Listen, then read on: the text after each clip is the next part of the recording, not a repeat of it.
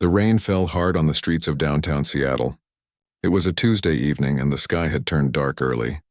Water poured down from the clouds, making rivers on the sidewalks. People rushed past with umbrellas, trying to get home or find shelter from the storm. Sarah Mitchell stood behind the counter at Rosie's Diner, wiping down the same spot for the third time. She was tired.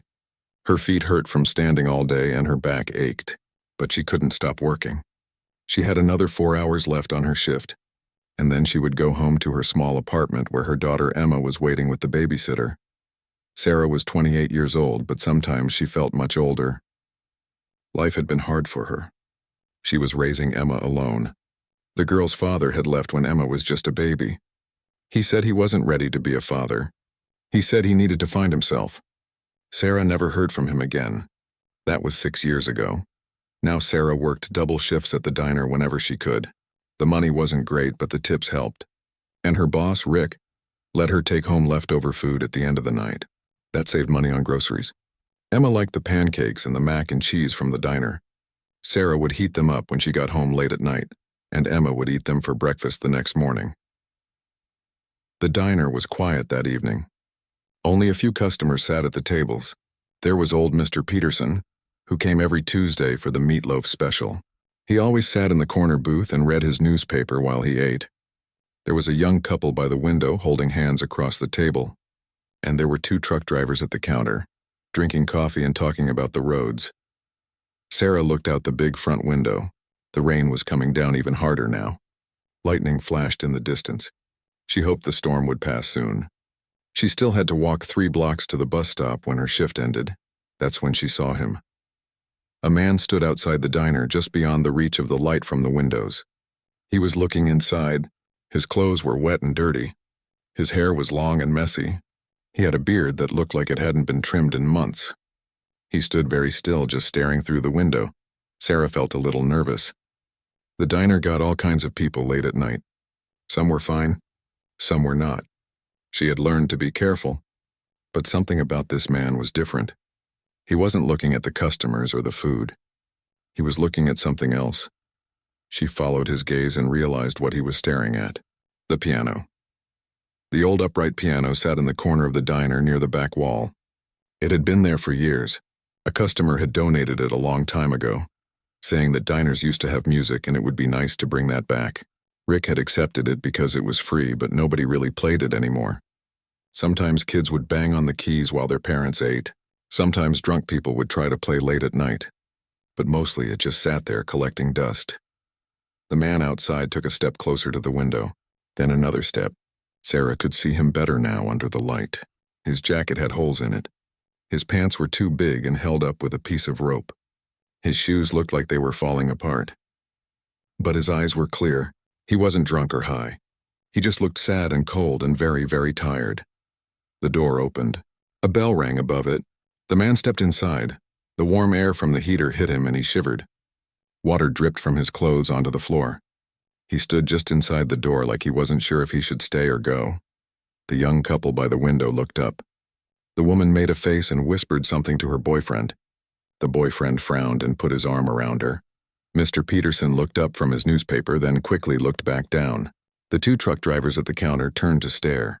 One of them shook his head. Sarah felt everyone's eyes on the homeless man. She knew what they were thinking. They wanted him to leave. They didn't want to smell him or look at him while they ate. They wanted to pretend people like him didn't exist. The man stood there for a long moment. Then he started walking, not toward the counter or the tables. He walked toward Sarah's station near the back of the diner. His steps were slow and careful, like he was trying not to bother anyone. Sarah's heart beat faster. She put down her cleaning rag and stood up straight. The man stopped a few feet away from her. Up close, she could smell him. It wasn't a good smell. It was the smell of someone who lived on the streets, someone who couldn't take showers or wash their clothes, someone who slept in alleys and under bridges. But she also saw his face clearly now. He had kind eyes, gentle eyes that had seen too much pain. "I'm sorry to bother you, miss," the man said quietly. His voice was soft and polite. He didn't sound like what people expected a homeless person to sound like. He sounded educated. "I saw the piano through the window." Sarah didn't say anything. She waited. The man looked down at his dirty hands. I was wondering. I know this is unusual, but I was wondering if I could play it. The piano? Just for a little while? Sarah blinked. That wasn't what she expected him to ask for. She thought he would ask for money or food or to use the bathroom. But the piano? I don't have money. The man continued, still looking at his hands. But I haven't eaten in 2 days. If I could play the piano, maybe just for a song or two. Could I have something to eat? Anything, I'm not picky.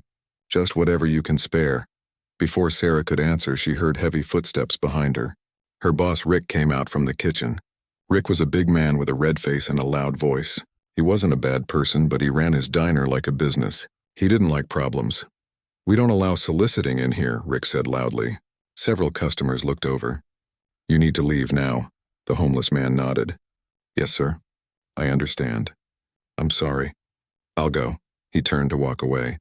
Sarah watched him. She saw his shoulders slump. She saw how slowly he moved, like every step took effort. She thought about Emma at home. She thought about how hard it was to go even one day without enough food. And this man said he hadn't eaten in 2 days. Something inside Sarah made a decision. Wait, she said. The man stopped. Rick stopped. Everyone seemed to stop. Let him play, Sarah said. Rick turned to look at her. What? Let him play the piano, Sarah said again. Her voice was stronger now. Nobody uses it anyway. What's the harm? Sarah, look at him, Rick said, lowering his voice. He's filthy, he smells. The customers don't want. The customers can deal with it for 10 minutes, Sarah interrupted. She surprised herself. She almost never talked back to Rick. She needed this job too much. But something about this felt important. If the music is good, I'll buy him dinner myself. From my tips. You won't lose any money. Rick looked at her like she was crazy. Your tips? Sarah, you need that money. I know, she said. But it's my choice. The homeless man had been standing very still, listening to this conversation. Now he turned back around. He looked at Sarah with an expression she couldn't quite read. Surprise, gratitude, and something else, something that looked almost like hope. You would do that? He asked. You would pay for my meal? If you play, Sarah said. If the music is actually good. That's the deal. Rick threw up his hands. Fine, whatever, it's your money. But 10 minutes. That's it. And if any customers complain, he's out. Got it? Sarah nodded. The homeless man nodded too. Thank you, the man said softly. Thank you so much. My name is James. I'm Sarah, she replied. James walked slowly toward the piano in the corner. Every eye in the diner followed him. The young couple looked disgusted. The truck drivers looked skeptical. Mr. Peterson just looked curious. Sarah felt her stomach twist with worry. What if he couldn't really play? What if he just banged on the keys? What if this was some kind of scam? She would lose money she really needed. Money that was supposed to buy Emma new shoes because her old ones had holes in them. But it was too late now. She had made her choice. James reached the piano and stood in front of it for a moment. He looked at it the way some people look at old friends they haven't seen in years, sad and happy at the same time. Then he pulled out the bench and sat down. The bench made a scraping sound on the floor. James lifted the cover that protected the keys. The cover was dusty and some of the dust fell onto his wet clothes. He placed his hands over the keys. His fingers were dirty and his fingernails were broken, but his hands moved with purpose. They hovered over the keys, not quite touching them yet. Sarah held her breath. The whole diner seemed to hold its breath. One of the truck drivers at the counter muttered something to his friend. This is going to be a disaster, Sarah heard him say. The young woman by the window had her phone out. She was probably getting ready to record this so she could post it online later and make fun of the homeless man. Rick stood by the kitchen door with his arms crossed, watching. He looked annoyed. James sat very still at the piano. His eyes were closed now. He took a deep breath. Then another. Sarah wondered what he was thinking about. What was going through his mind? Then slowly, gently, his fingers came down on the keys. The first note rang out through the diner. It was clear and pure and perfect. Then came the second note. Then the third, and then James began to play. Sarah didn't know much about music. She had never taken piano lessons or learned about classical composers. But she knew this was something special. This was something beautiful. The music filled the small diner like water filling a glass. It started soft and gentle, like rain falling on leaves. Then it grew stronger, more powerful, but never harsh. The notes flowed together like a river, each one leading perfectly into the next.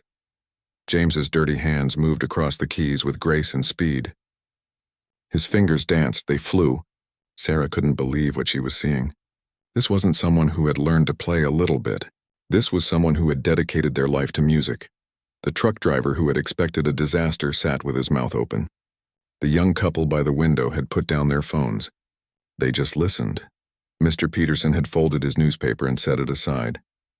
He stared at James with tears in his eyes. More people noticed. The cook, Danny, came out from the kitchen to see what was happening. He stood next to Rick, holding a spatula in his hand, completely still. A waitress named Maria, who was on break, came out from the back room. She leaned against the wall and listened. Outside, people walking by stopped when they heard the music through the windows. Some of them came inside, shaking off their umbrellas just to hear better. James played for several minutes without stopping.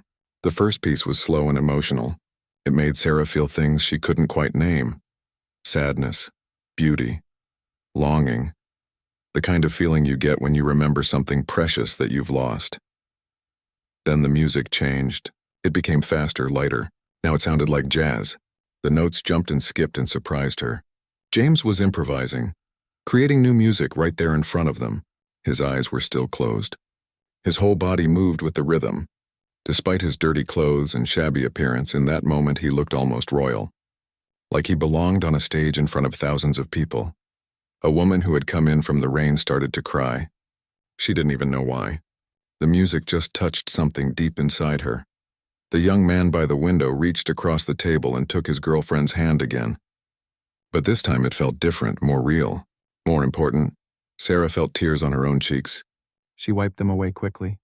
She had been so worried about the money, about whether this was a mistake.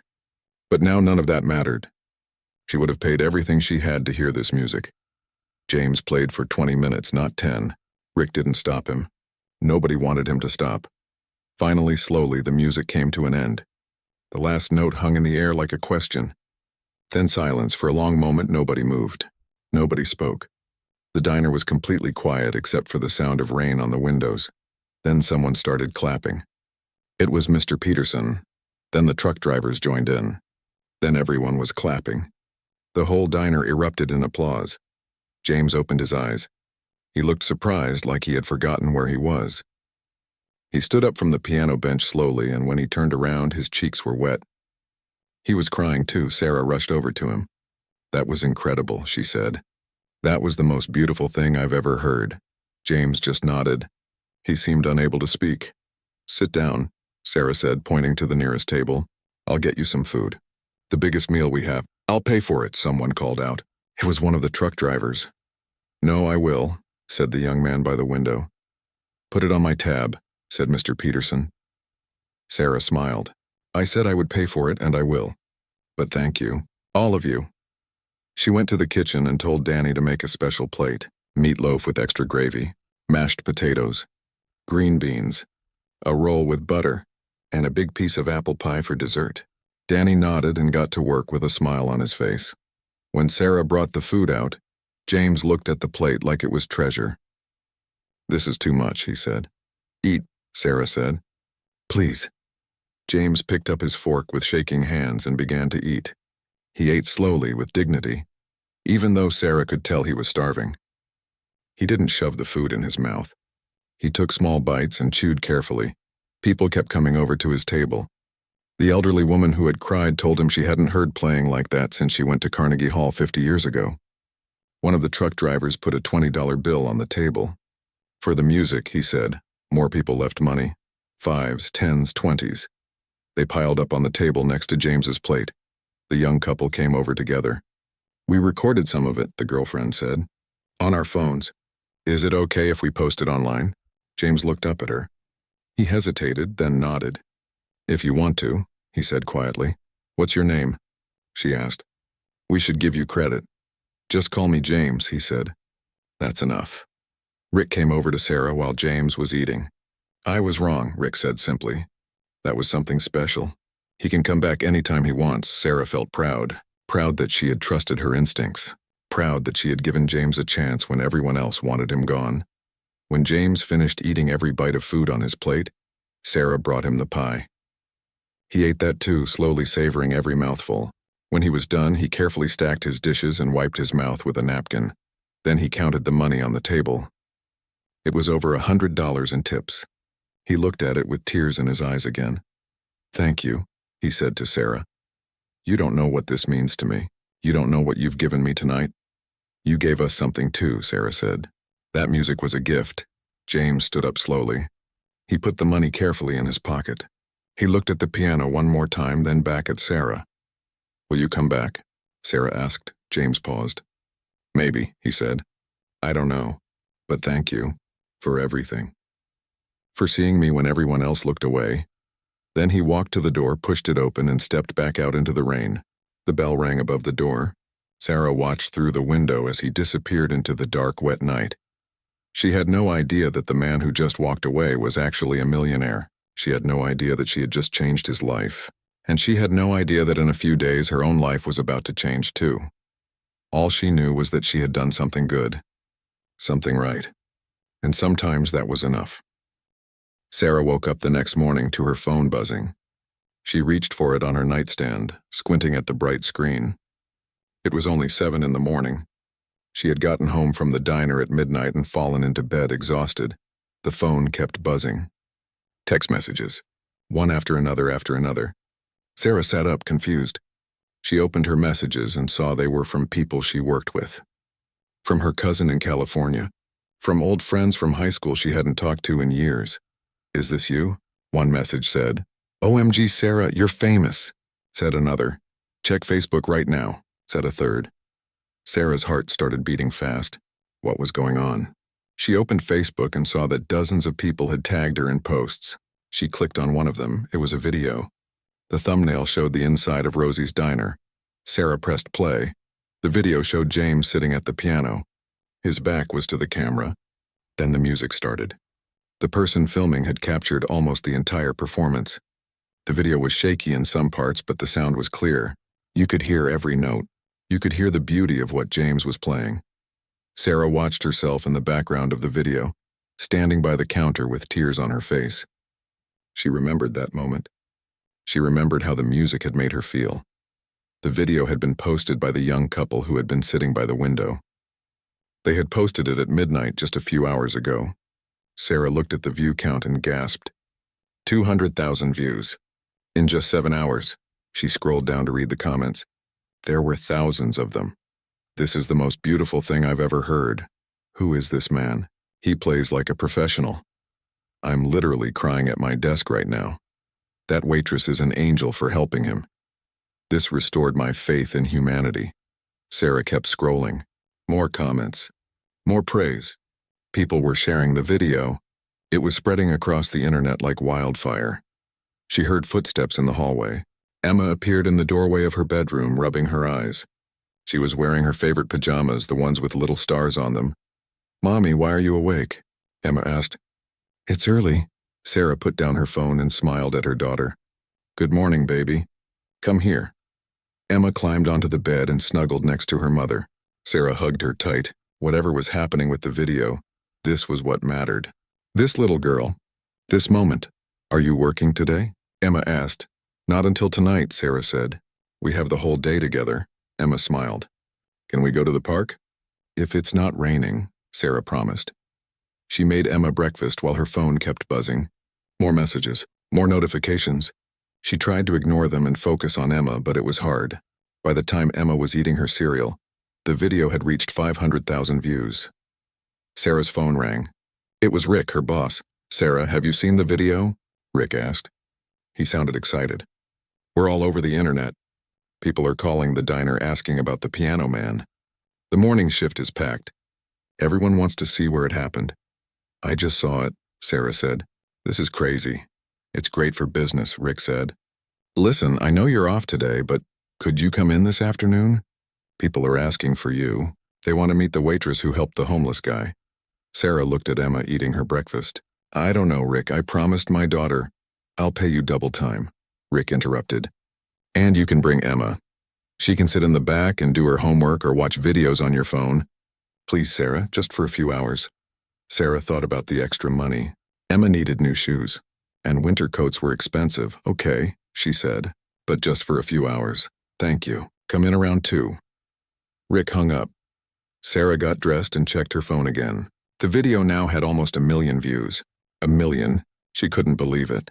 There was a new message in her Facebook inbox. It was from a local news station. They wanted to interview her about what happened. They wanted to know more about James, the homeless piano player. Sarah didn't know what to say to them. She barely knew James herself. He had played music, eaten his meal, and left. She didn't know where he went or how to find him. More messages came in. Another news station. A radio show. A podcast about inspiring stories. Everyone wanted to talk to her. Sarah felt overwhelmed. This was too much attention. All she had done was give a hungry man a chance to play music for food. Why was that such a big deal? But as she read more comments on the video, she started to understand. People were hungry for good news. Hungry for stories about kindness. Hungry for proof that there were still decent people in the world. In a time when everything felt so negative and divided, this simple story touched something in people's hearts. By noon, the video had 2 million views. Sarah took Emma to the diner at 2 o'clock. When they arrived, she was shocked to see a line of people waiting outside. The diner was completely full. Every table, every seat at the counter. Rick was running around taking orders, looking stressed but happy. Maria, the other waitress, saw Sarah and rushed over. "Thank God you're here," she said. "It's been like this all day. Everyone wants to see the piano. Some people are even asking if they can play it." Sarah put her apron on while Emma settled into a booth in the back with her coloring books. Then Sarah got to work. The customers that afternoon were different from normal. They were excited, happy. They kept pointing at the piano and taking pictures of it. Some of them asked Sarah questions. "Were you scared when he first came in? How did you know he could really play? Do you know where he is now?" Sarah answered as best she could. No, she wasn't scared. No, she didn't know he could play, she just trusted him. And no, she had no idea where James was. That last question bothered her more than she expected. Where was James? Was he okay? Did he have a safe place to sleep? Had he eaten anything today? At 4 o'clock, a woman walked into the diner with a camera crew. She had perfect hair and wore a nice suit. She approached Sarah directly. "Are you Sarah Mitchell?" the woman asked. "Yes," Sarah said cautiously. "I'm Jennifer Park from Como News. We've been trying to reach you. Would you be willing to do a short interview about what happened here last night?" Sarah looked at Rick. He nodded eagerly. "More publicity for the diner." "I guess so," Sarah said. "But I don't have much to say." "That's okay," Jennifer said with a bright smile. "Just tell us what you remember." They set up the camera near the piano. Jennifer asked Sarah to stand next to it. Emma watched from her booth with wide eyes, impressed that her mother was going to be on TV. The camera started rolling. Jennifer asked questions and Sarah answered them. She told the story simply. "A homeless man wanted to play for food." She said yes. "He played beautifully." "That was it. Why did you help him?" Jennifer asked. Most people would have turned him away. Sarah thought about how to answer. "I don't know," she said honestly. "I just looked at him and saw someone who was hurting, someone who needed help. I would want someone to help me if I was in that situation. I would want someone to help my daughter." "You paid for his meal with your own tip money," Jennifer said. "That's very generous, especially for someone working 2 jobs to make ends meet." Sarah felt uncomfortable. She didn't want people to think she was a hero. "It wasn't a big deal," she said. "It was just dinner." "But it meant everything to him," Jennifer said. "And now your act of kindness has inspired millions of people around the world." Around the world? Sarah hadn't realized the video had spread that far. The interview lasted 10 minutes. When it was over, Jennifer thanked Sarah and gave her a business card. "If you see James again or if you hear from him, please call me. Everyone wants to know his story." Sarah took the card and put it in her pocket. By 6 o'clock, the video had 5 million views.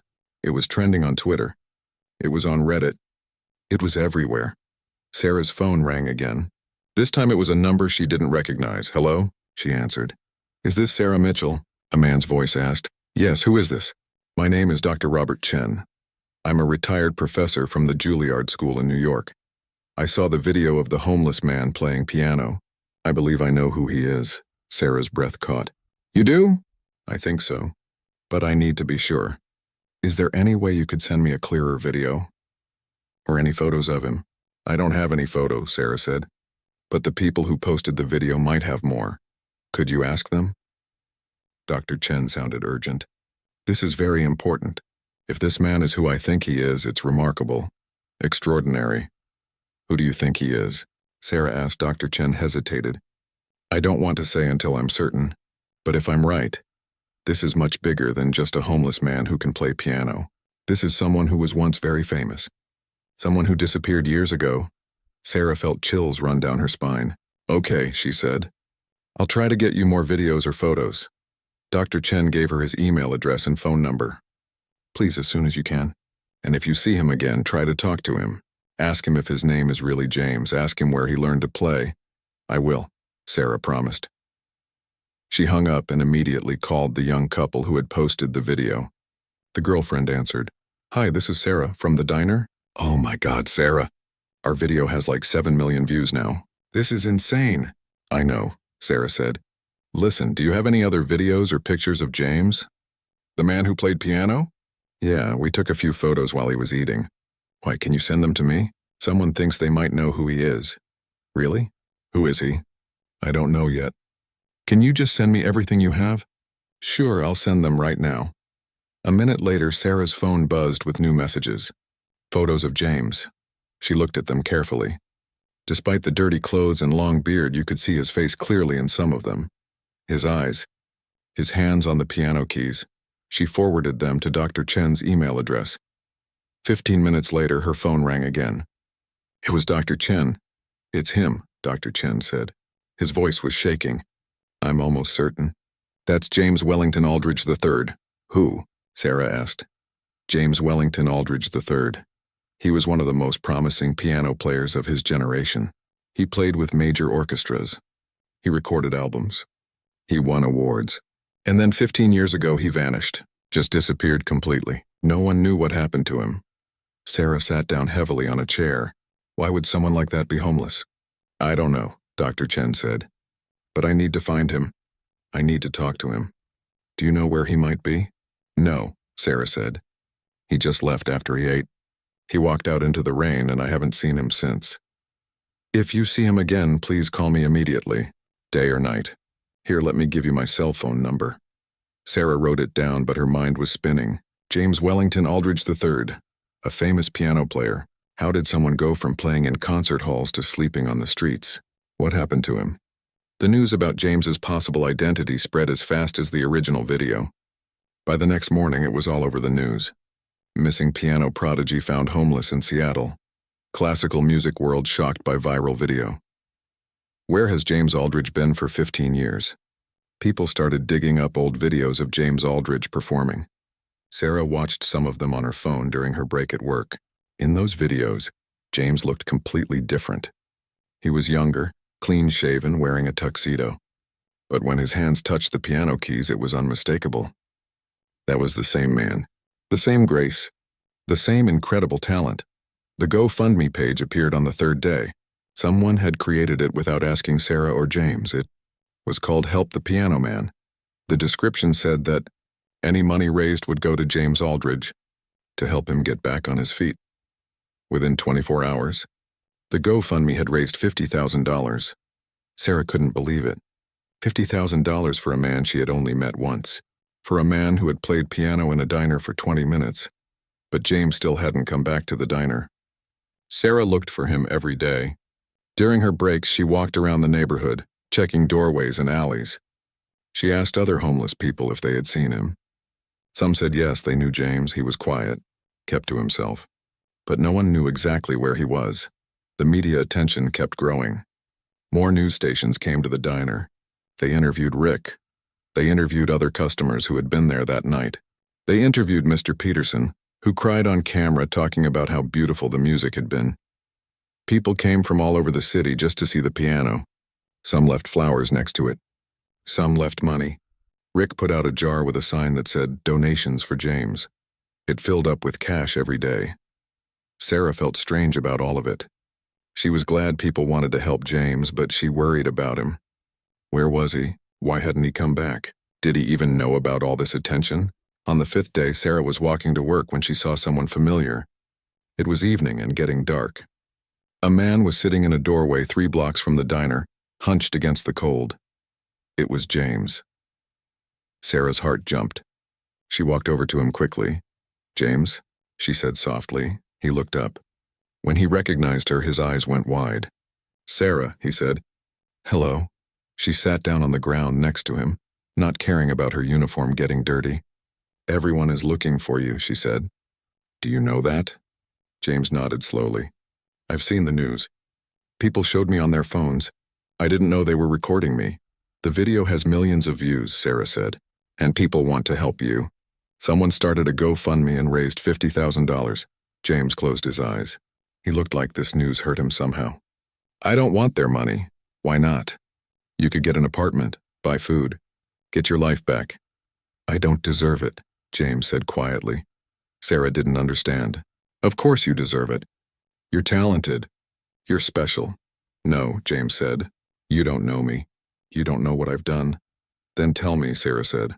She wasn't going to leave until he explained. She needed to understand why this brilliant musician was choosing to live on the streets. James was quiet for a long time. The sounds of the city moved around them. Cars passing, people walking by, the wind blowing trash down the sidewalk. Finally, James spoke. "I wasn't always like this," he said. 15 years ago, I had everything: money, fame, a beautiful wife, a son. I played piano in the greatest concert halls in the world. I thought I had the perfect life." He stopped, and Sarah saw tears in his eyes. "Then one night, everything ended. I was supposed to perform at Lincoln Center in New York. It was a huge concert. Very important. I was backstage getting ready when I got a phone call." His voice broke. There had been an accident, a drunk driver. My wife and my son were driving to the concert to watch me play. They never made it. They died instantly. Sarah put her hand over her mouth. "Oh my God, James, I'm so sorry." "I walked off that stage," James continued. "I just left. I never performed again. The music that I loved so much had taken me away from them so many times. All those tours, all those rehearsals, all those nights away from home. I chose piano over my family again and again, and then they died trying to come watch me play." "That wasn't your fault," Sarah said firmly, "wasn't it?" James asked. "If I hadn't been a pianist, they wouldn't have been in that car. They would still be alive." "That's not true. The drunk driver killed them, not you. Not the music," but James shook his head. "I couldn't play anymore. Every time I touched a piano, I saw their faces. I heard my sons laugh. I remembered my wife smiling in the audience. It was too painful. So I stopped.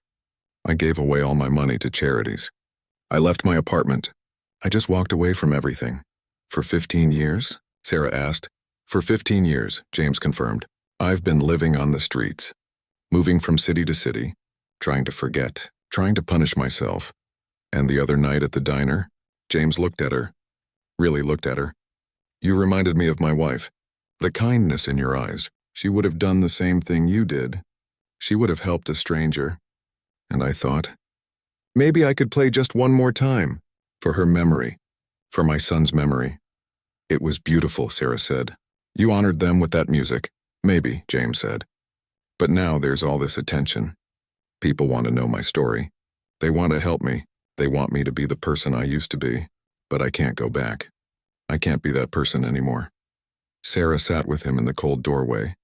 She thought about her own life, about losing Emma's father, about struggling every day just to survive. She understood pain. She understood loss. "You don't have to go back," she said finally, "but you can go forward. You can honor your family by living, by using your gift. They wouldn't want you suffering like this." James didn't answer. He just stared at the ground. "Think about it," Sarah said. "Please, everyone wants to help you. Let them." She stood up and brushed off her uniform. "I have to get to work, but I'll come back tomorrow.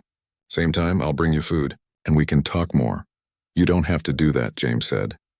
"I know," Sarah said, "but I want to." She walked away, leaving James sitting in the doorway. Her mind was full of everything he had told her. A wife and son, dead for 15 years, all that pain carried alone all this time. True to her word, Sarah came back the next evening with food for James. She brought him a container of meatloaf and mashed potatoes from the diner, still warm. She also brought him a coffee and a thick blanket she had bought from a thrift store. James was in the same doorway. When he saw her coming, something changed in his face.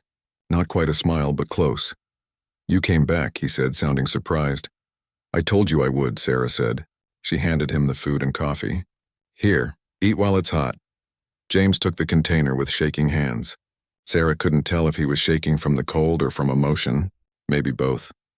While he ate, Sarah told him about everything that was happening. The news coverage, the interviews, Dr. Robert Chen, who recognized him, the GoFundMe that now had over $70,000. "A professor from Juilliard called me," Sarah said. "Dr. Chen. He said he taught you years ago. He wants to talk to you." James stopped eating. "Robert Chen. Yes, I remember him. He was a good teacher, very patient with me when I was young and arrogant." "He's not the only one who wants to talk to you," Sarah continued. "News stations are calling the diner every day. People are coming from all over just to see where you played. They leave flowers by the piano, money, notes telling you how your music touched them." James looked down at his food. "I never meant for any of this." "I know," Sarah said. "But it happened. And now you have a choice. You can keep hiding, or you can face all of this. Let people help you." "I don't know how to face it," James said quietly. "I've been running for so long." "I don't know how to stop." Sarah sat down next to him on the cold concrete. "One step at a time. That's how. Just like anything else. One small step." "What would the first step be?" James asked. Sarah thought about it. "Maybe talking to Dr. Chen. He knew you before. He remembers who you were. Maybe he can help you figure out who you want to be now." James was quiet for a long moment. Then he nodded. "Okay, I'll talk to him. But not in public. I don't want cameras or reporters." "I can arrange that," Sarah said. "I'll call him tonight." She did call Dr. Chen that night after her shift ended. He answered on the first ring. "Dr. Chen, this is Sarah Mitchell. I found James." "You did? Where is he?" "Is he okay?" "He's okay. He's been staying near the diner. He said he'll talk to you, but only in private. No media." Of course," Dr. Chen said quickly. "I can come to Seattle tomorrow. Can you arrange a quiet place for us to meet?" Sarah thought about it.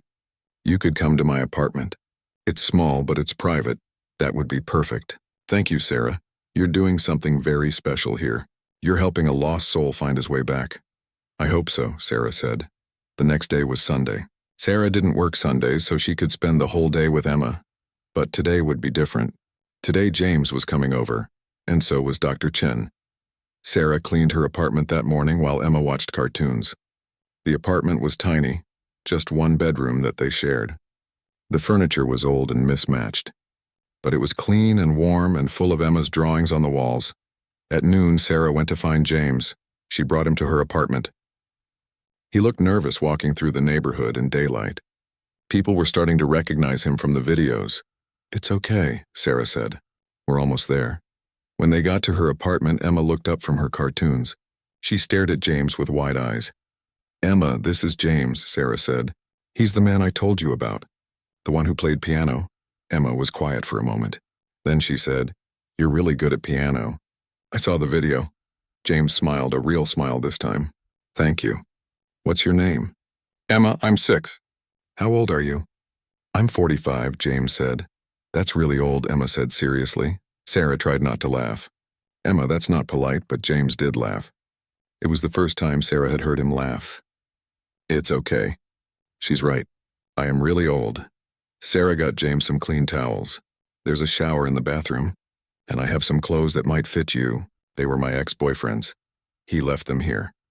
James looked at the towels like they were precious gifts. "Are you sure?" "I'm sure. Go ahead. Dr. Chen will be here in an hour." While James showered, Sarah made lunch, sandwiches and soup. Simple food, but plenty of it. Emma helped by setting the table with napkins and cups. When James came out of the bathroom, he looked different, clean. His hair was wet and combed back. He was wearing jeans and a plain blue shirt. Without all the dirt and the messy beard, you could see his face clearly. He looked tired and older than 45, but also dignified. Handsome even. "You look nice," Emma said. "Thank you," James said. They ate lunch together. Emma chattered about school and her friends.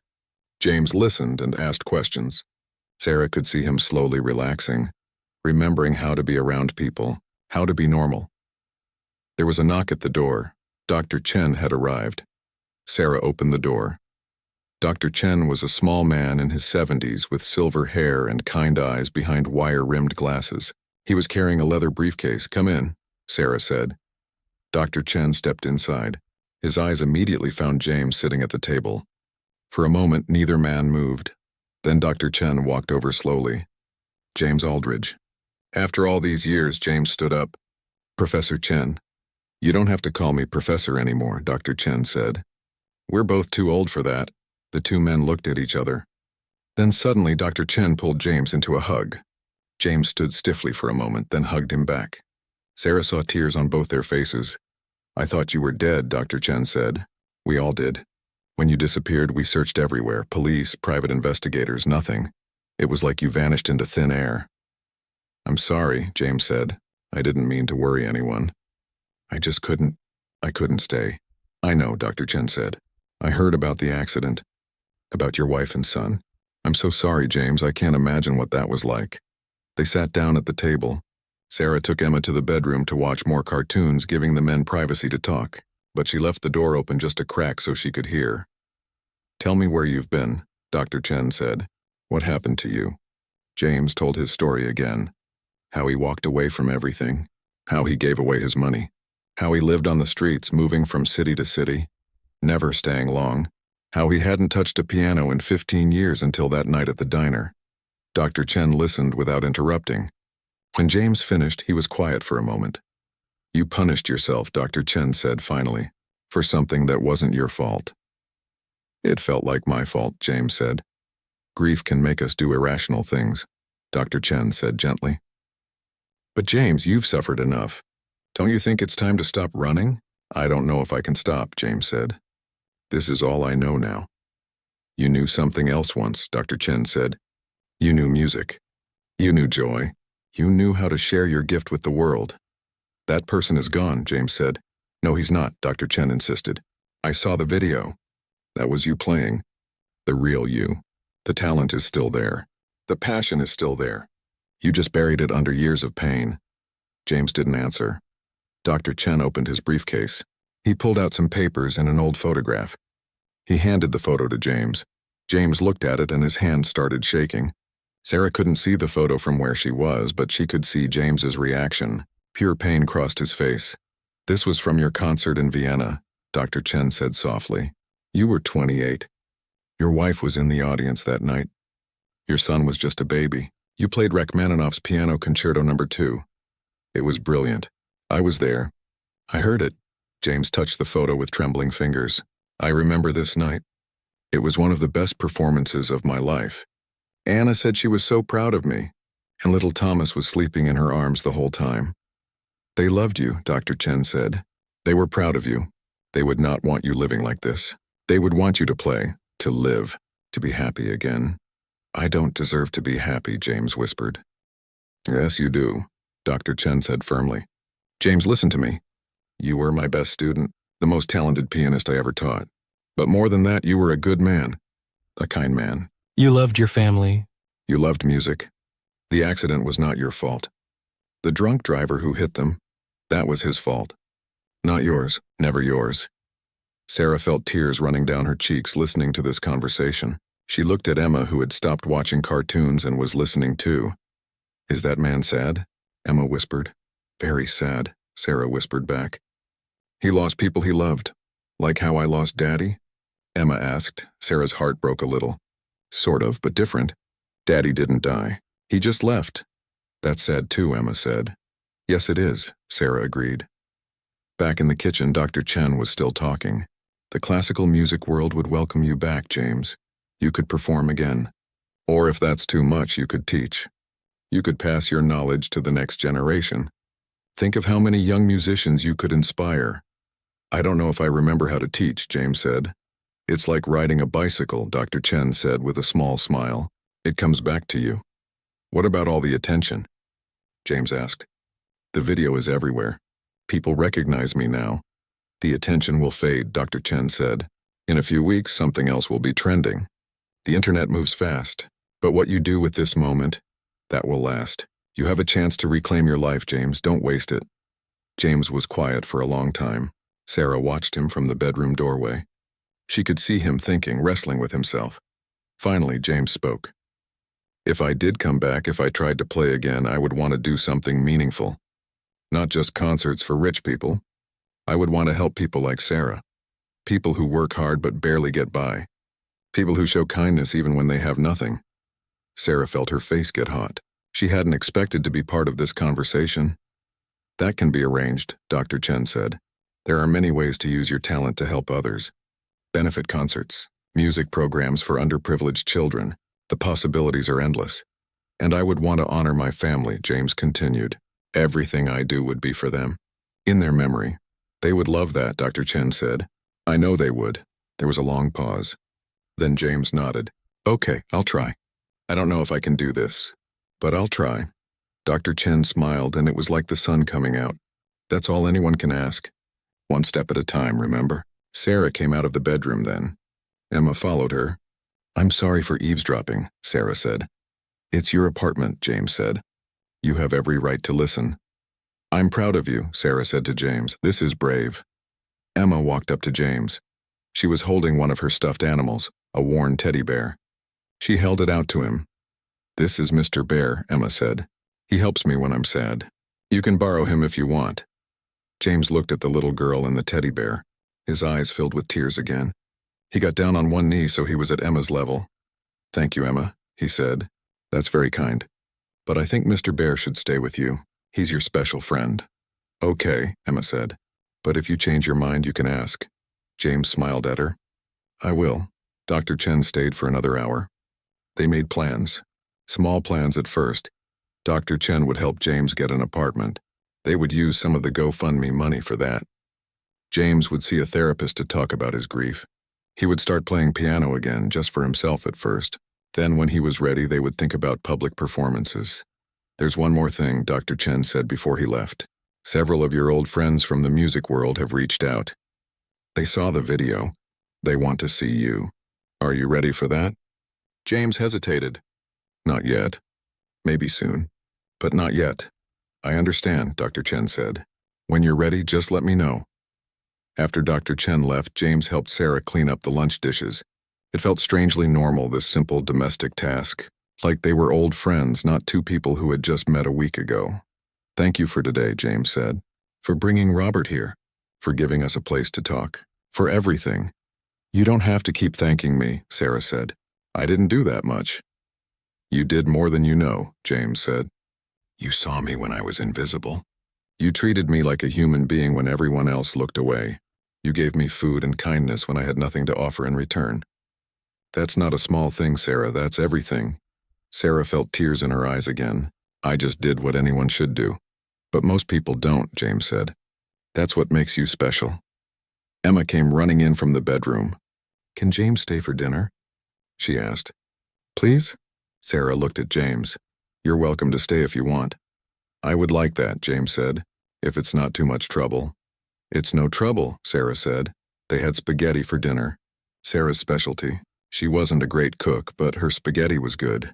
They ate together at the small table, Emma talking about school, James asking questions, Sarah watching them both. For a little while, it felt like they were a family. Not a real family, but a found family. 3 people who needed each other, even if they didn't quite know it yet. After dinner, Emma asked James if he would play something for them. We don't have a piano, she said. But you could pretend, James smiled. I could play on the table. Would that work? Emma nodded eagerly. James sat at the table and placed his hands flat on the surface. Then he started moving his fingers like he was playing piano. He hummed the melody as his fingers danced across the table. It was silly and beautiful at the same time. Emma laughed with delight. Sarah recorded it on her phone, wanting to remember this moment. When the song was over, Emma clapped. That was beautiful. What song was it? It's called Clair de Lune, James said. It means moonlight in French. My son used to love it.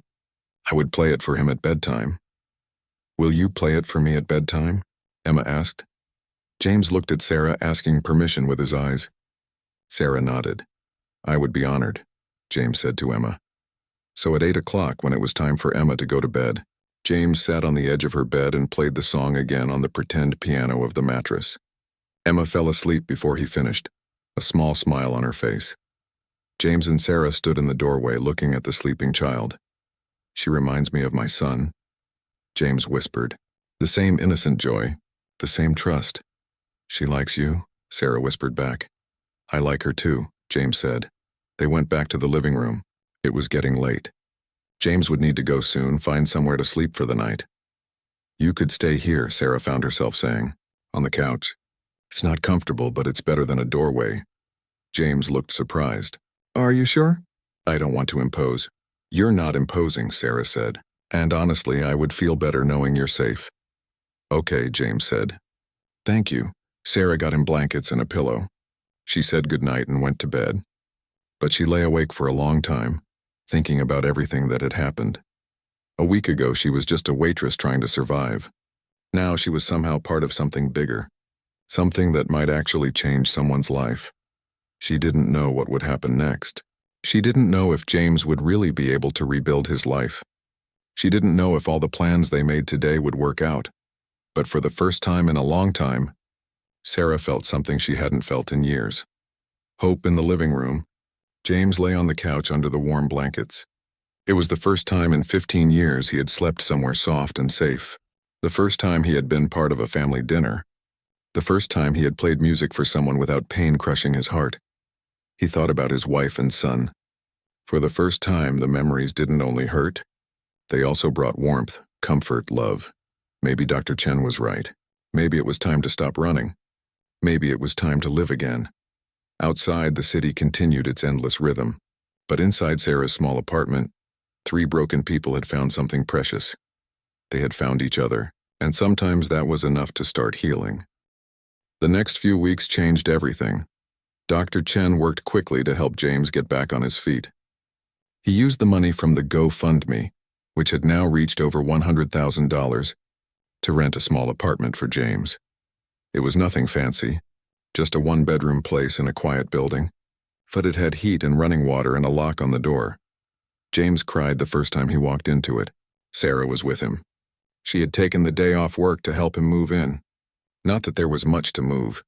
James owned nothing except the clothes on his back. This is too much, James said, looking around the empty apartment. I don't deserve this. Stop saying that, Sarah said firmly. She had heard him say it a dozen times in the past week. You deserve a safe place to live. Everyone does. Dr. Chen had also arranged for James to see a therapist. Dr. Margaret Liu specialized in grief and trauma. James met with her twice a week. At first, he didn't want to talk. He would sit in her office and stare at the floor. But slowly, Dr. Liu helped him open up. She helped him understand that survivor's guilt was normal. That blaming himself for the accident was a way of trying to make sense of something senseless. That grief didn't have a timeline or an expiration date. Your wife and son would not want you to suffer, Dr. Liu told him during one session. The best way to honor them is to live. Really live, not just survive. Those words stuck with James. He thought about them constantly. Sarah visited James often at his new apartment. Sometimes she brought Emma. They would bring groceries or just sit and talk. James slowly began to trust that this was real, that people actually cared about him, that he wasn't going to lose everything again. Dr. Chen brought something special to James's apartment one afternoon. A piano.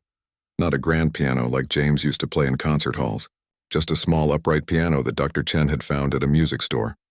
I thought you might want this, Dr. Chen said as the delivery men carried it through the door. James stared at the piano like it might bite him. I don't know if I can play it, he said. You don't have to play it today, Dr. Chen said. Or tomorrow. Or next week. It can just sit here until you're ready. But when you are ready, it will be waiting for you. The piano sat in the corner of James's living room for 3 days. He walked around it. He looked at it from different angles. He didn't touch it. On the 4th day, late at night when he couldn't sleep, James finally sat down on the bench. He lifted the cover off the keys. He placed his hands in position, and then he froze, his mind filled with memories. His wife's face in the audience. His son's laugh when James played silly songs for him. The phone call that changed everything. The funeral. The unbearable silence after, James pulled his hands back. He couldn't do it. Not yet, but the next night he tried again. And the night after that? Each time he got a little closer. On the 7th night, he finally played a single note, then another. And another. Soon he was playing scales. Simple exercises he had learned as a child. His fingers remembered the movements even after 15 years. It was like riding a bicycle, just like Dr. Chen had said. The music made him cry, but it also made him feel alive. Meanwhile, the media attention continued. News stations wanted to interview James. Documentary filmmakers wanted to tell his story. Record companies wanted him to record an album. Everyone wanted a piece of him. James said no to all of it. He wasn't ready for that kind of attention. He was barely ready to play piano in his own apartment alone. The idea of performing in public terrified him, but Dr. Chen had an idea. What if you did one concert? Dr. Chen suggested during one of their meetings. Just one. A benefit concert. All the money would go to charity. You could choose the charity. You could control everything about it. It would be on your terms. James thought about it. I don't know if I can perform in front of people again. You already did, Dr. Chen reminded him. At the diner. You played beautifully. That was different, James said. I didn't know anyone was watching. Not really. If I knew there would be cameras and millions of people seeing it, I never would have done it. But now you know you can do it, Dr. Chen said. And think of the good you could do. Think of how many people you could help with a single concert. James was quiet for a long time. Then he said, if I did this, I would want the money to go to programs that help homeless people, and to organizations that fight drunk driving, in memory of my family. That's perfect, Dr. Chen said. I'll start making arrangements. But only if you're truly ready. Don't do this if it's too much. James thought about Sarah, about how she had helped him when he had nothing, about all the other people on the streets who needed help, who needed someone to see them, to treat them with dignity. Okay, James said. I'll do it. One concert. Dr. Chen's face lit up. You won't regret this. News of the concert spread quickly. It would be held at Benaroya Hall in Seattle, a beautiful concert hall that seated over 2,000 people. Tickets would be $50 each, with all proceeds going to charity. The concert would be in 1 month. Tickets sold out in 4 hours. The demand was so high that they added a second night. Those tickets sold out even faster. James was terrified. What if I forget how to play? He asked Sarah one evening. She had come over with dinner. Emma was coloring at the kitchen table while the adults talked. You won't forget, Sarah said. You've been practicing every day. What if I have a panic attack on stage? Then you have a panic attack, Sarah said. You're human. People will understand. What if I let everyone down? Sarah put down her fork and looked at him seriously.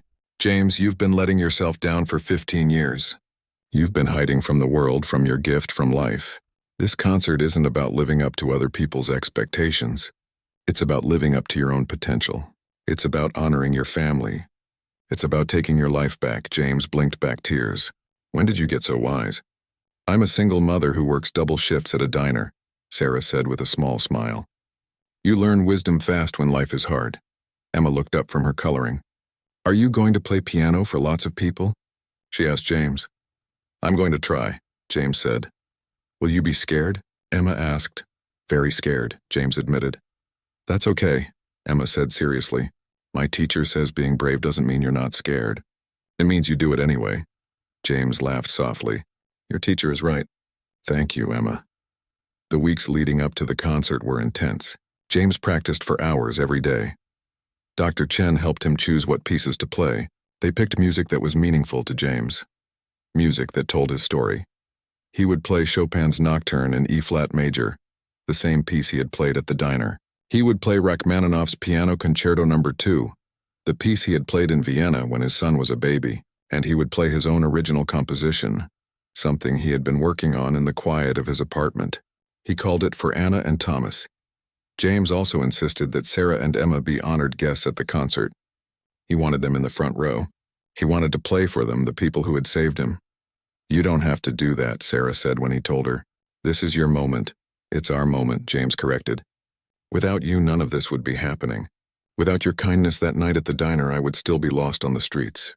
Maybe dead in some alley. You gave me my life back, Sarah. The least I can do is share this with you. Sarah didn't know what to say. She had never been to a real concert before. She had certainly never been an honored guest at anything. She owned one nice dress bought from a thrift store for a wedding 3 years ago. Would that be good enough? Would she fit in with all the fancy people who would be there? As if reading her mind, Dr. Chen took care of it. He arranged for Sarah to have a new dress made. He also arranged for a babysitter so Emma could come too. Emma would get a fancy dress as well. "This is too much," Sarah protested, the same words James always said. "It's not enough," Dr. Chen replied. "You changed a man's life. You deserve to be celebrated." The night of the concert arrived.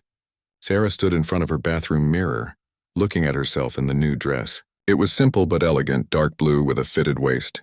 Emma's dress was similar but pink with a bow in the back. Emma twirled around, watching the skirt spin. "Mommy, we look like princesses," Emma said. Sarah smiled. "We do, don't we?" They took a taxi to Benaroya Hall. Dr. Chen had arranged that too. Sarah had never been in a taxi before. Emma pressed her face against the window, watching the city lights go by. When they arrived at the concert hall, Sarah's breath caught. The building was beautiful, all glass and light. People in fancy clothes were streaming through the doors. Sarah felt out of place for a moment, but then Dr. Chen was there, greeting them warmly. "Sarah, Emma, you both look wonderful. Come, I'll take you to your seats." He led them through the lobby into the concert hall itself. Sarah had never seen anything like it. The space was huge, with balconies rising up on all sides. The stage was enormous, with a grand piano in the center. Lights made everything glow. Their seats were in the very first row, right in the center. "The best seats in the house, these are ours?" Sarah asked, amazed. James insisted, Dr. Chen said. "He wants to be able to see you while he plays." The hall filled up quickly. Sarah looked around at all the people. Some were dressed in expensive clothes and jewelry. Some looked normal like her. James walked to the piano and sat down. He adjusted the bench. He placed his hands on the keys. He closed his eyes and took a deep breath.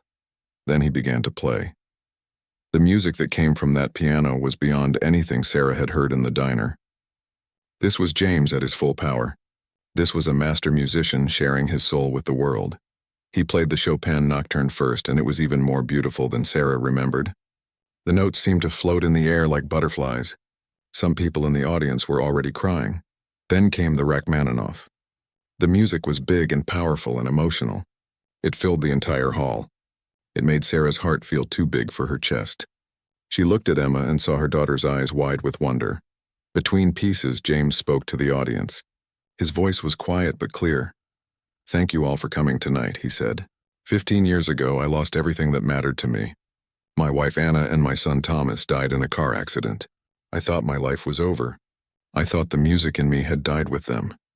I spent 15 years punishing myself, living on the streets, trying to forget. The audience was completely silent, hanging on every word.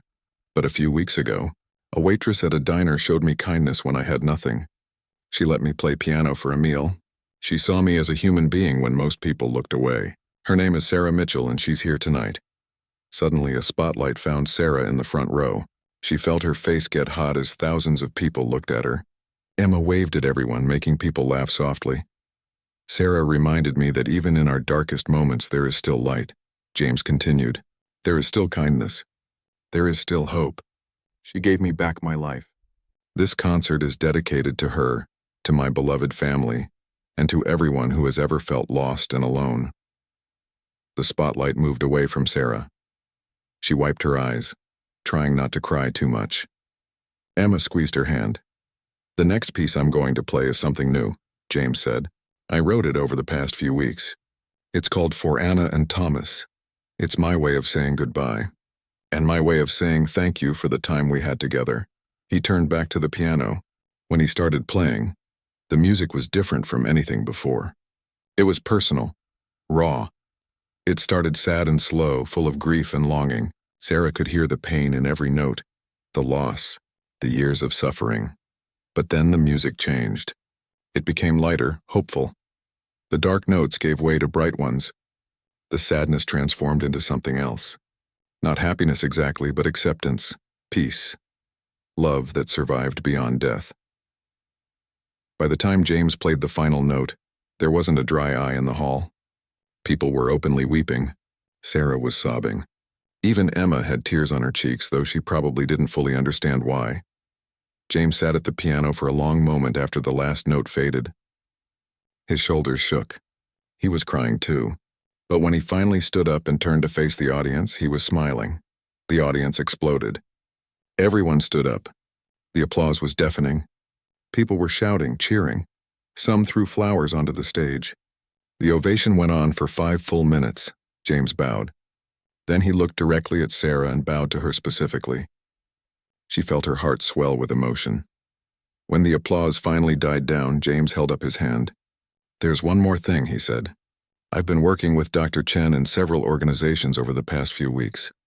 Tonight we raised over $200,000 for homeless services and drunk driving prevention programs. But I want to do more." He paused, looking out at the crowd. "I'm establishing a foundation in memory of my wife and son. The Anna and Thomas Aldridge Foundation will provide music education to children who can't afford it. It will support homeless musicians and artists, and it will fund research into preventing drunk driving. This is my life's work now. This is how I will honor my family." More applause, more cheers. And finally, James said, "I have one more announcement. Thanks to some very generous people, including my friend Sarah, I want to create a scholarship fund. It will help children of single parents go to college, because Sarah works 2 jobs to support her daughter Emma, and no parent should have to struggle that hard alone." Sarah's mouth fell open. She hadn't known about this. James looked at her and smiled. "The first scholarship will go to Emma Mitchell when she's ready for college," James said. "It will cover everything. Tuition, books, housing, everything, so she can chase whatever dreams she wants." Sarah couldn't hold back anymore. She started crying so hard her whole body shook. Emma hugged her tight. "Why are you crying, Mommy?" Emma asked. "Because I'm happy," Sarah managed to say. So happy. The concert ended with one final piece. James played Claire de Lune, the same song he had pretended to play for Emma on the table. But now it was real and it was perfect. The music washed over everyone like moonlight, gentle and beautiful and healing. When it was over, James took his final bow. The standing ovation lasted 10 minutes. People didn't want to leave. They didn't want this magical night to end. Backstage after the concert, Sarah and Emma found James in his dressing room. He had changed out of his tuxedo into regular clothes. He looked tired but genuinely happy. Emma ran to him and hugged his legs. "That was the best concert ever," she said. James picked her up and hugged her. "Thank you, Emma, you were my inspiration." Sarah didn't know what to say. There were so many words she wanted to speak, but they all felt inadequate. Finally, she just said thank you. For everything. For the scholarship. For Emma's future. "I don't know how to repay you." "You already repaid me," James said. "You gave me my life back. This is just me passing that gift forward." Dr. Chen appeared in the doorway with several other people. Old friends of James from the music world. Former teachers, musicians he had performed with decades ago. They had all come to see his return. Sarah could see that James needed time with them. "We should go," she said. "Let you catch up with everyone. Will I see you tomorrow?" James asked. "Of course," Sarah said. "Emma and I will bring lunch like always." James smiled. "I'd like that." As Sarah and Emma left the concert hall, Sarah felt like she was floating. The night had been magical. More than that, it had been transformative. Not just for James, but for her too. For so long, Sarah had felt invisible. Just another struggling single mother. Another waitress serving food to people who barely saw her. But tonight she had been honored, celebrated, seen, and Emma's future was secure. Her daughter would be able to go to college without Sarah having to work herself to death saving money. Emma could become anything she wanted. A doctor, a teacher, a musician. The world was open to her now. "Mommy, is James going to be okay now?" Emma asked as they waited for their taxi. Sarah thought about it. "I think so, baby. I think he's going to be just fine." "Good," Emma said. "I like him. He's nice. And he plays pretty music." "Yes, he does," Sarah agreed. The taxi arrived and they climbed in. As they drove through the city, Sarah looked out the window at the night. Somewhere out there, other homeless people were sleeping in doorways and under bridges. Other people were struggling, invisible, desperate for someone to see them. Sarah made a decision right then. She would volunteer with the programs James was funding. She would help serve meals at shelters. She would use her experience to help others who were struggling. Because James was right. Kindness mattered. Seeing people mattered. One small act of compassion could change everything. Back at the concert hall, James stood in his dressing room surrounded by old friends. They talked and laughed and shared memories. For the first time in 15 years, James felt like he belonged somewhere again. Dr. Chen pulled him aside. "You did it," Dr. Chen said quietly. "I knew you could." "I almost didn't," James admitted. "I almost ran away backstage before the concert started." "But you didn't. You faced your fear. You honored your family. You reclaimed your life," James nodded. "I have a long way to go still. The grief doesn't just disappear. Dr. Liu says it probably never will completely." "No, it won't," Dr. Chen agreed. "But you'll learn to carry it differently. Not as a burden, but as a reminder of the love you had. Love doesn't die just because people do." James felt tears in his eyes again. He seemed to cry a lot these days. But they were different tears now. Not just tears of pain, but tears of release, of healing. "What happens now?" James asked. "After tonight? Whatever you want," Dr. Chen said. "You could tour. You could record. You could teach. You could do all of those things or none of them. The choice is yours." James thought about it. "I want to teach," he said. "I want to work with kids who love music but can't afford lessons. I want to pass on what I learned. What Anna and Thomas would have wanted me to do." "Then that's what you'll do," Dr. Chen said. A reporter poked her head into the dressing room. "Mr. Aldridge? I'm sorry to interrupt. Would you be willing to do a short interview about tonight?" James hesitated. Then he nodded.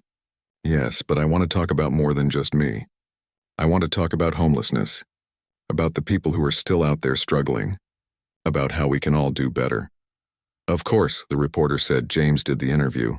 He talked about his journey, his loss, his time on the streets, the kindness of strangers, especially Sarah, the importance of seeing homeless people as human beings, not problems to be ignored. The interview would air the next day and reach millions of people. Some would be inspired to volunteer. 6 months had passed since that magical night at Benaroya Hall. Sarah stood in front of the mirror in her new apartment, adjusting her work uniform. But it wasn't the uniform from Rosie's diner anymore. This uniform was different. It was a simple blue polo shirt with a logo on it that read, "Anna and Thomas Music Academy." She still couldn't quite believe it sometimes. Her life had changed so much. After the concert, things had moved quickly. The media attention had been overwhelming at first. Reporters wanted to interview Sarah. Talk shows invited her to appear.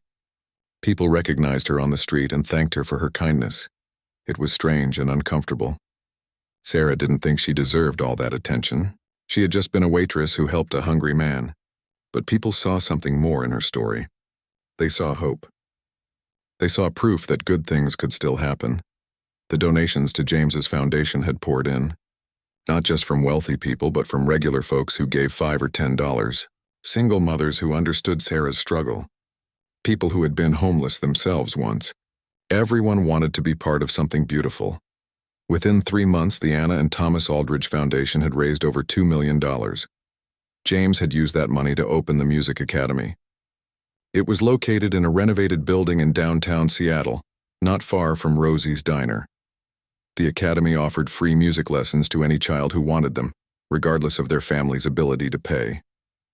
They taught piano, violin, guitar, voice, and more. James taught there 3 days a week. The other days, he met with therapists, worked on foundation business, and occasionally performed at small charity events. He still wasn't ready for big tours or famous concert halls. Maybe he never would be. But he was playing again, and that was what mattered. And Sarah worked there too. James had offered her a job as the academy's program coordinator. She would help manage the schedule, work with families, coordinate events, and help make sure everything ran smoothly. The pay was better than the diner, and the hours were regular.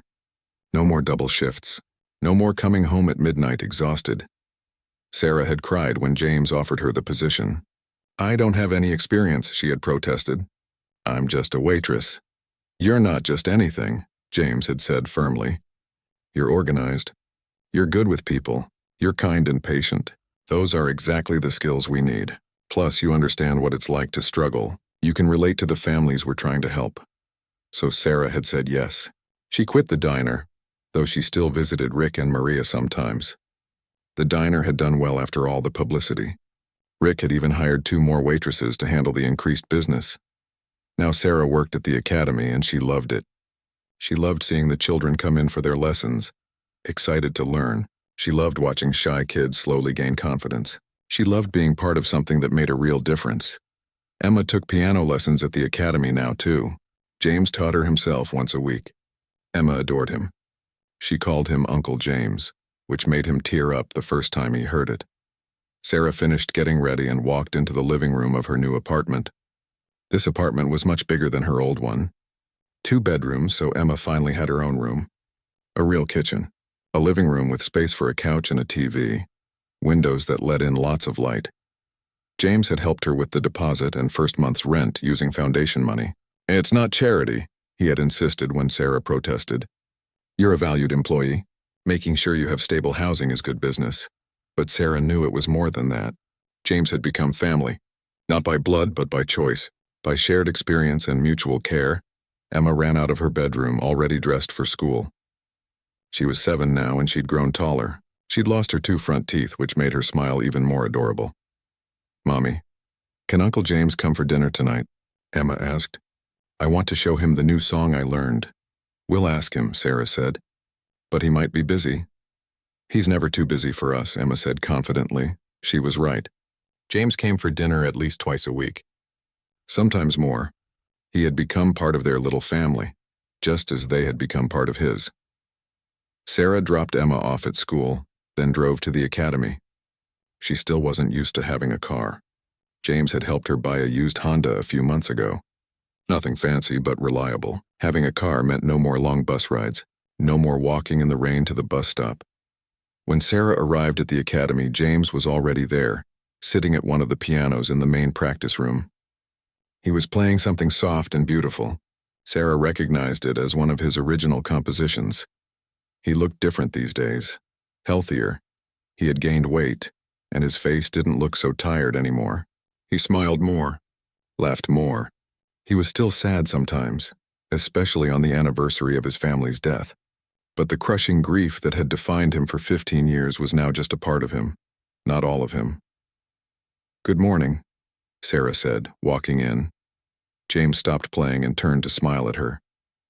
"Good morning. Ready for another day?" "Always," Sarah said. "We have 15 students coming in today, and Mrs. Patterson called. She wants to enroll her twin boys for guitar lessons." "Excellent," James said. "The more the merrier." Other teachers started arriving, Mr. Kim, who taught violin, Ms. Rodriguez, who taught voice, young Tommy Chen, Dr. Chen's grandson, who taught guitar. They had a good team, all passionate about music and about helping kids. The first student arrived at 9. A shy 8-year-old girl named Maya who was learning piano. James took her to one of the small practice rooms for her lesson. Sarah handled the administrative work. She checked the schedule, returned phone calls, processed new applications. The academy had a waiting list now. More kids wanted lessons than they could currently accommodate. James was already talking about expanding, maybe opening a second location. At lunchtime, Dr. Chen stopped by. He visited the academy often, proud of what his former student had built. "How are things going?" Dr. Chen asked Sarah. "Really well," Sarah said. "We're at full capacity. James is thinking about hiring 2 more teachers." Good, Dr. Chen said. "And how is James doing personally? Is he taking care of himself?" Sarah smiled. Dr. Chen worried about James like a father. "He's doing great. He's eating regularly, sleeping better, seeing his therapist. He's even started dating a little." That last part was new. A woman named Lisa had started volunteering at the academy a month ago. She was a music teacher at a public school who volunteered on weekends. She and James had hit it off. They'd gone out for coffee a few times. James was taking it slow, but Sarah could see that he was interested. "I'm glad to hear it," Dr. Chen said. "He deserves happiness." "We all do," Sarah said. After lunch, Sarah had a meeting with a new family. A single father and his 9-year-old daughter who wanted voice lessons. The father worked 2 jobs just like Sarah used to. He looked exhausted but determined to give his daughter opportunities. Sarah knew that feeling. She processed their application with care, making sure the daughter got a slot with Ms. Rodriguez, the best voice teacher on staff. "Thank you so much," the father said, his voice thick with emotion. "My daughter loves to sing. This means everything to her." That's what we're here for, Sarah said warmly. Every kid deserves a chance to pursue their passion. After he left, Sarah sat at her desk for a moment, feeling grateful. A year ago, she had been that struggling parent. Now she was in a position to help others. It felt like coming full circle. The afternoon passed quickly. More students, more lessons, more beautiful music filling the building. At 5 o'clock, Sarah finished her work and found James. "Emma wants to know if you can come for dinner tonight," she said. James smiled. I'd love to. "What time? 6:30? Perfect. I'll bring dessert." When Sarah got home with Emma, they cleaned up the apartment and started making dinner. Emma helped by setting the table and making a welcome Uncle James sign with crayons and construction paper. She taped it to the front door. James arrived at 6:30 exactly, carrying a bakery box with a chocolate cake inside. Emma squealed with delight and hugged him. "Uncle James, you came." "I always keep my promises," James said, hugging her back. They ate dinner together. Chicken, rice, and vegetables. Simple food but made with care. Emma chattered about school while they ate, telling James about her day. After dinner, Emma ran to get her music folder. "I learned a new song on the piano. Do you want to hear it?" "I would love to," James said. They didn't have a piano at home, but James had given Emma a small keyboard for her birthday. Emma set it up in the living room and played her song. It was Twinkle, Twinkle, Little Star, but she played it carefully with good technique. James listened with his full attention. When Emma finished, he clapped. "That was beautiful. Your fingering has improved so much." Emma beamed with pride. Later, after Emma went to bed, Sarah and James sat in the living room drinking tea. They had these quiet moments often, just talking about life. "I had a meeting with a record company today," James said. "They want me to record an album. Classical pieces and some of my original work." "That's exciting," Sarah said. "Are you going to do it?" James hesitated. "I think so, but only if I can do it my way. No big publicity tour, no pressure. Just me and the music. And all profits go to the foundation." "That sounds perfect," Sarah said. "I'm also thinking about writing a book," James continued, "about my journey." They sat in comfortable silence for a moment, sipping their tea. "Can I ask you something?" Sarah said. "Anything. Do you still think about them every day? Your wife and son?" James didn't hesitate. "Every single day. Sometimes every hour. But it's different now. Before, the memories only brought pain. Now they also bring joy. I remember the good times. The love we shared. Dr. Liu helped me understand that grief and love are connected. You can't have one without the other." "Do you think they would be proud of you?" Sarah asked. "For everything you've done?" James smiled and his eyes were wet. "I hope so. I think so. I'm trying to live in a way that honors them. That makes their short lives mean something.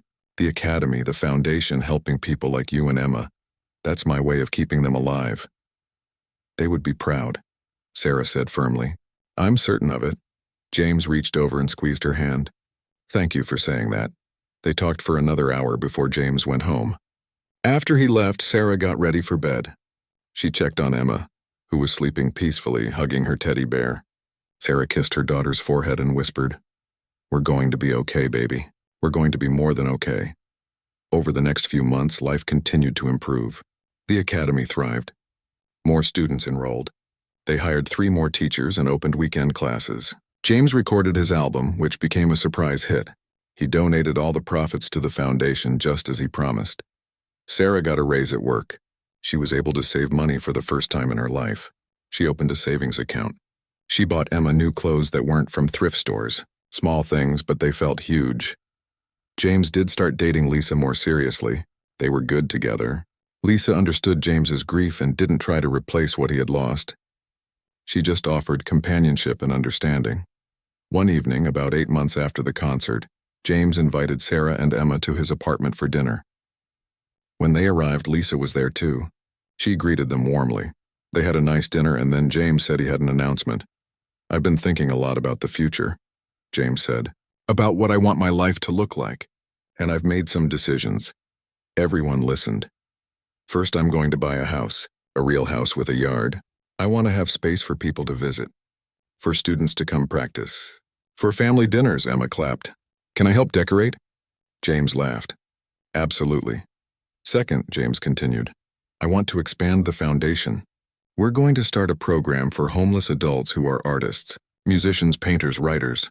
We'll provide them with housing, therapy, and resources to help them get back on their feet. Because I was one of them. And if someone hadn't helped me, I'd still be on the streets. Or dead. Sarah felt her heart swell with pride. This was what it was all about. Taking pain and transforming it into purpose. And third, James said, looking at Sarah and Emma, I want you both to know that you're my family now. Not just friends or co-workers. Family. You saved my life, and I will spend the rest of my days trying to pay that forward. To you and to the world. Emma jumped up and hugged James. You're my family too, Uncle James. Sarah wiped her eyes. We love you, James. We're so grateful for everything you've done for us. I'm grateful for you, James said. Every single day, Lisa smiled watching them. You've built something beautiful here, she said. All of you. The evening ended with James playing piano for them. Not the complicated classical pieces he was famous for, but simple songs, children's songs, songs full of joy and lightness. As Sarah watched him play, she thought about that rainy night at the diner, how she had almost let James walk away, how close she had come to ignoring him like everyone else did, but she hadn't. She had chosen kindness. And that choice had changed everything, not just for James, for her, for Emma, for the hundreds of students who would learn music at the academy, for the homeless artists who would get help through the new program, for everyone who heard James's story and decided to be a little kinder to the people they met. One act of kindness, rippling outward forever. A year after the concert, Sarah stood on the stage at Benaroya Hall again, but this time she wasn't in the audience. She was being honored at the Foundation's annual fundraising gala. James stood at the podium speaking to the crowd of over 1,000 people. 2 years ago, I was homeless and hopeless, James said. I had given up on life. I was just waiting to die. Then a waitress at a diner saw me, really saw me. She treated me with dignity and kindness when I had nothing to offer in return. That waitress was Sarah Mitchell, and she changed my life. The spotlight found Sarah at her table. She felt her face turn red. Tonight we're honoring Sarah with the Anna and Thomas Compassion Award, James continued. This award will be given annually to someone who exemplifies kindness and service to others. Someone who sees the invisible, someone who helps the helpless. Sarah is the perfect first recipient. Sarah walked up to the stage, her hands shaking. James handed her a beautiful crystal award engraved with the words, "For seeing others with compassion and changing the world, one act of kindness at a time." Sarah looked out at the audience. Emma was in the front row, waving enthusiastically. Dr. Chen was there, smiling with tears in his eyes. Lisa sat next to him. Rick and Maria from the diner had come. So many people whose lives had been touched by this journey. I don't know what to say, Sarah began, her voice wavering. I didn't do anything special. I just treated someone the way I would want to be treated, the way we all should treat each other. She looked at James. James talks about how I saved his life, but he saved mine too. He gave my daughter a future. He gave me a career I love. He gave me hope when I was struggling. This story isn't about one person helping another. It's about how we save each other, how we're all connected, how one moment of kindness can create ripples that spread further than we can imagine. The audience was silent, listening. So if you take anything from this story, Sarah continued, let it be this. See people, really see them. The homeless person on the corner, the single parent working 3 jobs, the person who seems lost or broken, see them, treat them with dignity, show them kindness, because you never know whose life you might change. You never know what might happen when you choose compassion over comfort. The applause that followed was thunderous. People stood. They cheered, not just for Sarah, but for the message, for the hope that even in a hard world, kindness still mattered. After the gala, Sarah, Emma, James, and Lisa went out for late-night pancakes at an all-night diner. Not Rosie's Diner, but a place that felt similar. Warm and welcoming and full of regular people. They sat in a booth eating pancakes and laughing. Emma got chocolate chips in hers and ended up with syrup all over her face. James told stories about his teaching mishaps.